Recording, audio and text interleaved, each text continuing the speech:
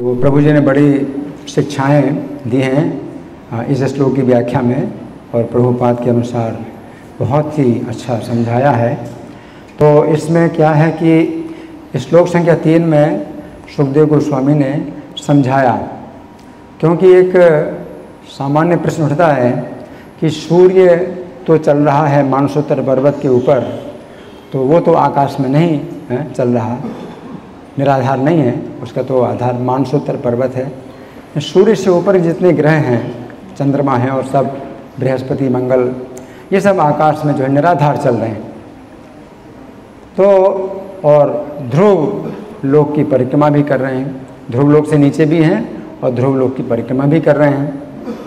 तो उस समय जो है परीक्षित महाराज के मन में जो प्रश्न उठा, तो सुखदेव गोस्वामी समझ गए उनके मन के प्रश्न को। तो उन्होंने एक तो उपमा दी, जैसे कि मेघ होते हैं, तो वायु के द्वारा मेघ जो है चलते हैं, तो मेघों में अपनी चलने की शक्ति नहीं होती, वायु जो है चलाती है। उसी प्रकार से जितने ग्रह हैं वो चल रहे हैं आकाश में और निराधार चल रहे हैं। लेकिन फिर परीक्षित महाराज के मन में प्रश्न उठा कि ये जो मेघ हैं ये चलते हैं वायु के द्वारा, तो ये तो जो है अपना आकार भी बदलते रहते हैं, और दो मेघ मिल करके एक हो जाते हैं और एक मेघ से कई मेघ बन जाते हैं। तो ऐसी बात तो नहीं है, इसको ग्रह इनका तो अपने निश्चित आकार है और अपनी जो है चल रहे हैं, तो अपनी निश्चित कक्षा में चल रहे हैं। तो फिर तीसरा उत्तर अब सुखदेव गोस्वामी इस चौथे श्लोक में दे रहे हैं कि केचन एतत् ज्योतिरनेकम, कि कुछ लोग जो है जो विद्वान हैं, तो वो जो है पूरा जो ज्योतिर्मंडल है जितना भी है ज्योतिष चक्र, तो ये सब जो है शिशुमार संस्थानेन भगवतो वासुदेव से योग धारणयाम अनुवर्णयन्ति। शिशुमार संस्थान है, तो शिशुमार एक संस्थान है। तो शिशुमार तो एक कीड़ा होता है या मछली जो भी हो, शिशुमार का तो शाब्दिक अर्थ है शिशु को मारने वाला, बच्चों को मारने वाला। अब कीड़ा है या मछली है जो भी हो, तो शिशुमार है। तो ये बहुत बड़ा शिशुमार के रूप में जो है संस्थान है। ये संस्थान का मतलब होता है कि जो कोई संस्थान, इंस्टीट्यूशन, तो इसमें क्या है ना कि सब लोग अपनी अपनी सही जो है स्थिति में बने रहते हैं, वो संस्थान है। शिशुमार संस्थान भगवतो वासुदेव से योग धारणयाम, तो भगवान वासुदेव ने शिशुमार का रूप धारण किया हुआ है।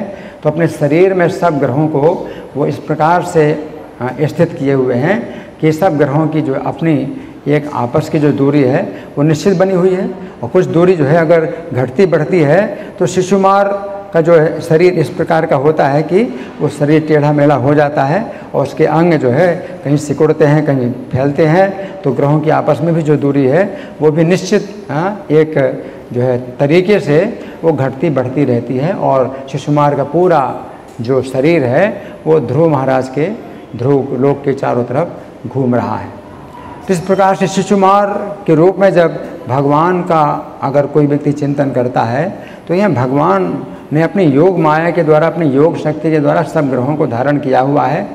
तो ये सबसे अच्छा उत्तर है, सबसे अच्छा उत्तर कि भगवान जो है इस मतलब एक ऐसा अपने शरीर में ही जो है सब ग्रहों को शामिल किए हुए हैं, और भगवान के शरीर में अगर गए तो अब यहाँ जो है मतलब पूरा उत्तर मिल जाता है कि अब ग्रहों की जो है दूरी आपस में अगर घटती बढ़ती है तो वो शिशुमार के शरीर में भी इसी प्रकार से जो है घटती बढ़ती है, और वो भी निश्चित रूप में और नपीतुली है। सब कुछ जो गति है वो बिल्कुल सब नपीतुली है, और पूरा जो है मतलब इसमें व्याख्या हो जाती है कि सभी ग्रह जो है ध्रुव लोक के चारों तरफ चक्कर लगा रहे हैं, और शिशुमार जो भगवान का शरीर है वो शरीर में स्थित है।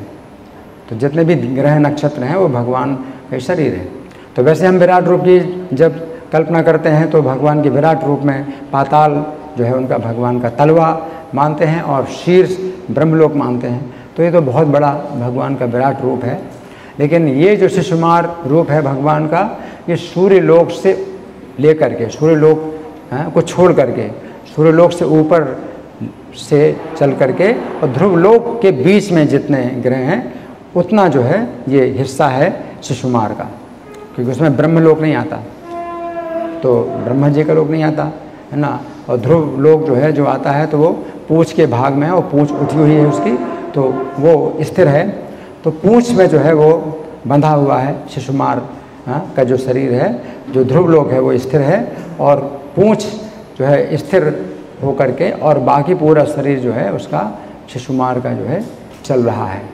तो अब प्रभुपाद जो है जो बता रहे हैं वो बड़ा अच्छा बतला रहे हैं कि जो लोग भगवान के इस रूप में उनकी जो है श्रद्धा नहीं होती है, तो कई लोग भगवान के इस रूप में उनकी श्रद्धा नहीं रखते हैं, क्योंकि भगवान इस रूप में क्या है कि सेवा ग्रहण करते हैं और आश्रित होते हैं, भक्तों के आश्रित होते हैं, उनकी जो है खुद अपनी शक्ति नहीं प्रकट होती है। तो जो लोग रजोगुण में होते हैं तो वो तो जो है तभी जो है महिमा किसी की स्वीकार करते हैं जब उसकी जो है शक्ति दिखाई दे। तो रजोगुणी तमोगुणी लोग जो है वो माइट इज़ राइट को मानते हैं कि भाई जिसके अंदर माइट हो वो राइट है, माइट इज़ राइट। और भगवान के पास माइट नहीं हो तो जो है सेवा स्वीकार करते हैं, भोग लगाओ नहीं तो भूखे रहेंगे, कोई शिकायत ही नहीं करेंगे। तो रजोगुण तमोगुण में जो है भगवान के रूप का जो है आदर होता नहीं है व्यक्ति को। तो प्रभुपाद कहते हैं कि ऐसे लोग जो है अगर शिशुमार चक्र के रूप में अगर भगवान के रूप का ध्यान करते हैं तो कितनी उनकी शक्ति है, वो इसका जो है वो जो है आदर करते हैं। तो भगवान के विराट रूप का आदर करते हैं। असुर लोग हैं तो भगवान के विराट रूप का आदर करते हैं। अगर भगवान शक्ति दिखलाएं तो मानेंगे कि हाँ कुछ है ये, अगर शक्ति ना दिखलाएं, प्रेम दिखलाएं तो बेकार है, क्या है, इनके अंदर कोई शक्ति ही नहीं है ये तो इस प्रकार से जो है प्रभुपाद ने जो बताया बड़ा अच्छा बताया। और इस तरह से शुद्धिकरण होगा तो फिर वो जो है भक्तों की संगत में फिर भक्ति का रस उनको प्राप्त होगा। तो जो रजोगुण तमोगुण से ऊपर उठने के लिए ये भी तरीका है कि भगवान के विराट रूप का चिंतन किया जाए और भगवान के शिशुमार रूप का चिंतन किया जाए। तो प्रभुपाद बड़ा अच्छा जो है सिद्धांत बतलाते हैं और इससे समझ में आता है कि ये भी जो है एक है विधि कि आप जो है भगवान में मन लगाएं और भगवान की शक्ति का चिंतन करें, भगवान की उस शरीर का चिंतन करें, कितना बड़ा शरीर है, और फिर धारण किए हुए हैं तो उनके धारण करने से ही सब जो है मतलब धारण हो रहा है, और नहीं तो सब बिखर जाएगा। तो इस तरह से भी भगवान के रूप का जो है चिंतन किया जाता है। हरे कृष्ण।